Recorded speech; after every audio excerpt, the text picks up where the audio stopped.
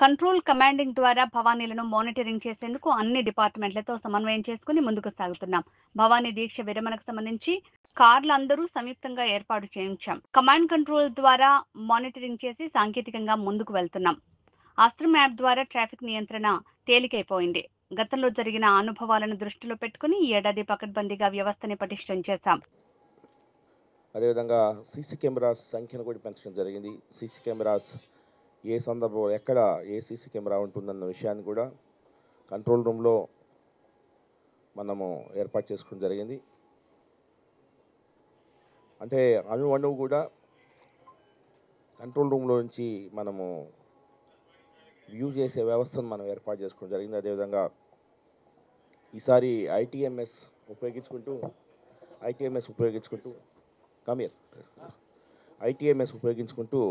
మనము ఈసారి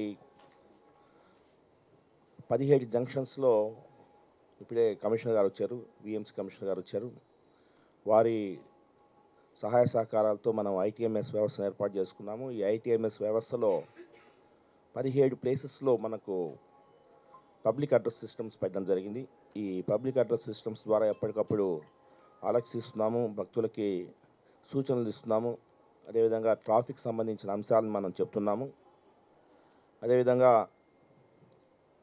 ఈసారి టీథర్డ్ డ్రోన్ కూడా ఒకటి తెప్పిస్తున్నాము. టీథర్డ్ డ్రోన్ అంటే ఇక్కడే ఒక డ్రోన్ ఎగరేసి గాల్లోనే ఒక 8-9 గంటలు ఉండే విధంగా టీథర్డ్ డ్రోన్ కూడా ఈరోజు సాయంత్రం కల్లా టీథర్డ్ డ్రోన్ కూడా తెప్పిస్తున్నాము.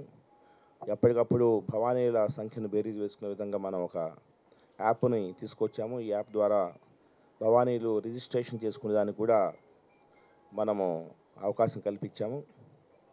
దేవాదాయ శాఖ వారు ఒక అద్భుతమైన యాప్ను తయారు చేయడం జరిగింది. ఆ యాప్ని భక్తులందరూ భవానీలందరూ కూడా ఆ యాప్ను రిజిస్ట్రేషన్ చేసుకుంటే బాగుంటుందన్న ఉద్దేశంతో అది తయారు చేశాము. ఒకవేళ రిజిస్ట్రేషన్ చేసుకోలేకపోయినా పర్లేదు, బట్ చేసుకుంటే మంచిదన్న ఉద్దేశంతో, మీకు సౌకర్యంగా ఉంటుందన్న ఉద్దేశంతో ఏర్పాటు చేయడం జరిగింది. మున్సిపల్ కమిషనర్ అదేవిధంగా వారి సిబ్బంది అనునిత్యం ఈ పరిసరాలని చూస్తూ చాలా పకడ్బందీగా మనము వారు పరిశుభ్రత, ఎందుకంటే లాస్ట్ టైం మనకు దసరా ఉత్సవాల్లో ఒక మంచి పేరు రావడానికి కారణం అద్భుతమైన పరిశుభ్రత, అదేవిధంగా అద్భుతమైన ట్రాఫిక్ నిర్వహణతో మనకు పోయినసారి దసరా ఉత్సవాల్లో చాలా మంచి పేరు వచ్చింది. ఈసారి కూడా ట్రాఫిక్లో కూడా మనం ప్రతి ప్రదేశంలో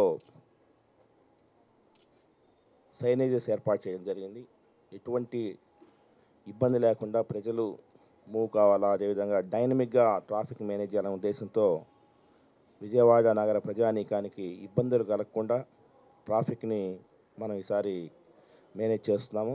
ఎందుకంటే అంతకు మునుపు ఏదైతే దసరా ఉత్సవాలు కానీ భవానీ దీక్షలు కానీ జరిగినప్పుడు అన్ని ప్రదేశాలని దిగ్బంధనం చేసేవాళ్ళు. అలా కాకుండా ఫ్రీ ఫ్లో ఉండేటట్టు, ట్రాఫిక్ ఫ్రీ ఫ్లో ఉండేటట్టు ఈసారి మనం అన్ని చర్యలు తీసుకున్నాము. ఒకవైపున భవానీ భక్తులకు ఇబ్బంది కలగకూడదు, వారి ట్రాఫిక్ ఇబ్బంది కలగకూడదు, అదేవిధంగా ఆ ట్రాఫిక్ యొక్క ప్రభావం నగర జీవనం మీద పడద్దు అన్న ఉద్దేశంతో పకడ్బందీగా ఈసారి చర్యలు తీసుకోవడం జరిగింది.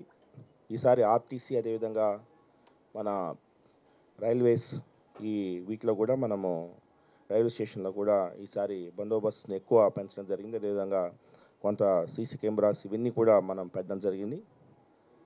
ఏదేమైనప్పటికీ పోలీస్ శాఖ చాలా పకడ్బందీగా ఈసారి ప్రణాళిక రచించి ముందుకు పోతాము.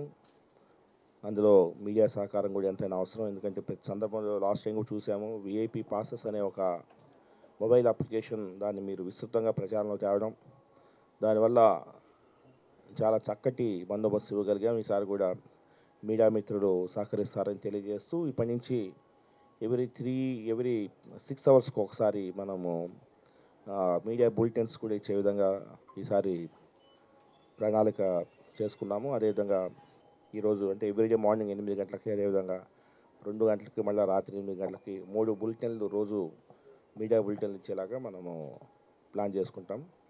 Thank you very much. ఇప్పుడు మన విఎంసీ కమిషనర్ గారు మాట్లాడతారు.